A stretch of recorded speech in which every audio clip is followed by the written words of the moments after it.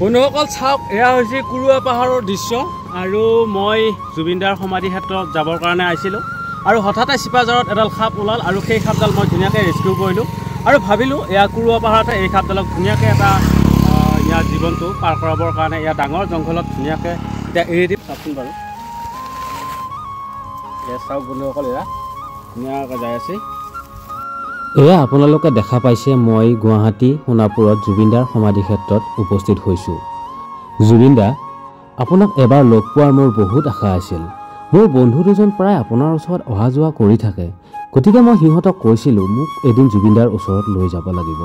লগে লগে মোক সিহঁতে কৈছিল, তুমিতো মেজিক দেখুওৱা, গতিকে জুবিনদাৰ আগত এদিন মেজিক দেখুৱাব লাগিব আৰু দাদাই মেজিক চাই খুব ভাল পাব।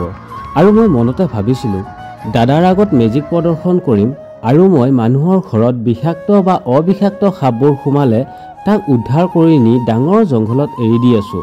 লগতে ৰাইজক সজাগতা বাৰ্তা দি সামাজিক মাধ্যমত ভিডিঅ' প্ৰস্তুত কৰি দি আহি আছোঁ। জুবিনদা, আপুনি এই গছৰ সন্তান, আপুনি পাহাৰৰ সন্তান, আপুনি নদীৰ সন্তান, আপুনি এই প্ৰকৃতিৰ সন্তান। গতিকে এইবোৰ কথা আপোনাক বিৱৰি ক'ম বুলি ভাবিছিলোঁ। এইবোৰ সপোন মোৰ সপোন হৈয়ে ৰ'ল।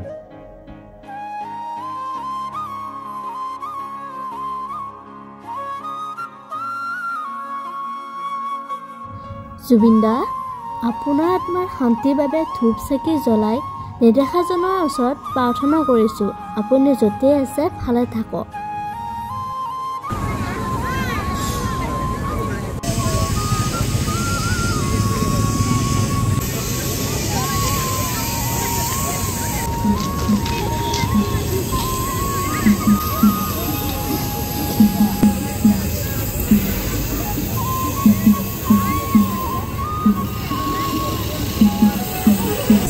আজি 1.5 মাহ পাৰ হৈ গ'ল জুবিনদাৰ সমাধি ক্ষেত্ৰ আৰু আজিলৈকে ধুনীয়াকৈ মানুহে শ্ৰদ্ধাঞ্জলি দিয়ে আছে। আজিলৈকে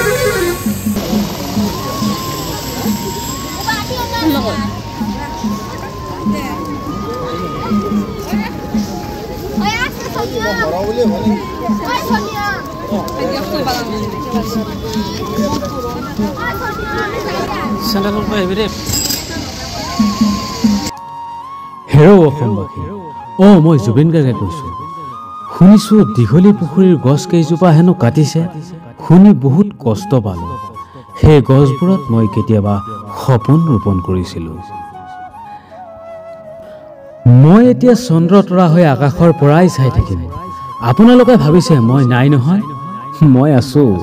মই আপোনালোকৰ হাঁহিত, মই আপোনালোকৰ চকুত, মই আপোনালোকৰ হিয়াৰ মাজত হিয়াৰ আমঠু হৈ এতিয়াও জীয়াই আছোঁ।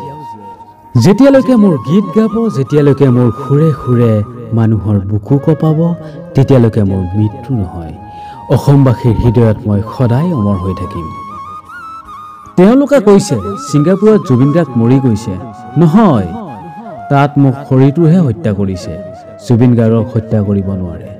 পলিটিক্স নকৰিবা বন্ধু, মোৰ আত্মা, মোৰ গীত, মোৰ অসমত আজিও জীয়াই আছোঁ। মই চিধা কথা কওঁ, মই আপোনালোকক ভাল পাওঁ, তেওঁলোকক ভাল নাপাওঁ, কাৰণ মই অসমীয়া, মোৰ জীৱন Assam. So love you, my Assam, my people. আৰু কিছুমানে আহে একেলগে চুৰ কৰবা, বদমাছ মানুহবিলাক।